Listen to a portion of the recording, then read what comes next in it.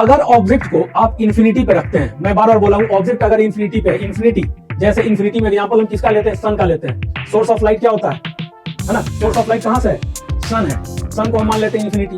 तो source of light जब infinity पे रखा हुआ है तो आप देखे होंगे कि तीन रूल आपको बताए थे कॉन्वेक्स लेंस का, उसमें से एक रूल का यहाँ पे यूज हो रहा है कि जब कोई object is placed at infinity, अगर कोई ऑब्जेक्ट इन्फिनिटी पे प्लेस्ड है ना, इन्फिनिटी में प्लेस्ड है, तो वो कहां पे पास करेगा, कहां से, तो आप बोलोगे sir at principal focus, principal focus से पास करेगा, ये रूल भी था, है ना। तो उस रूल के तहत ही हम लोग इमेज फॉर्मेशन करते हैं। ऐसा नहीं है कि हमने इन्फिनिटी से कोई ऑब्जेक्ट लाया और फोकस पे उसको कट करवा दिया, मैंने नहीं किया, ये रूल है, ठीक।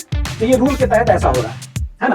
तो जब बहुत सारा लाइट इन्फिनिटी से आ रहा है जो कि पैरेलल किसके है, तो प्रिंसिपल एक्सिस के।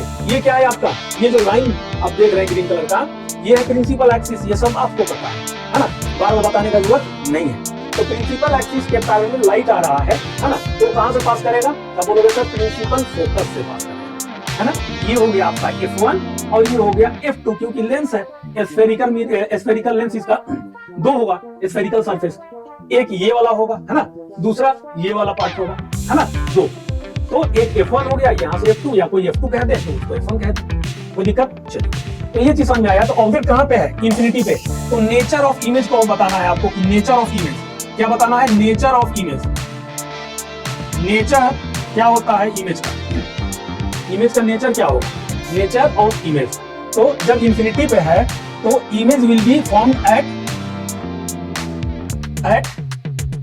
Image at principal focus. क्या लिखेंगे आप, प्रिंसिपल फोकस, है ना, यहां पे इमेज बन रहा है प्रिंसिपल फोकस पे, ठीक। और क्या होगा, प्रिंसिपल फोकस ऐसे F भी कह दीजिए इसको।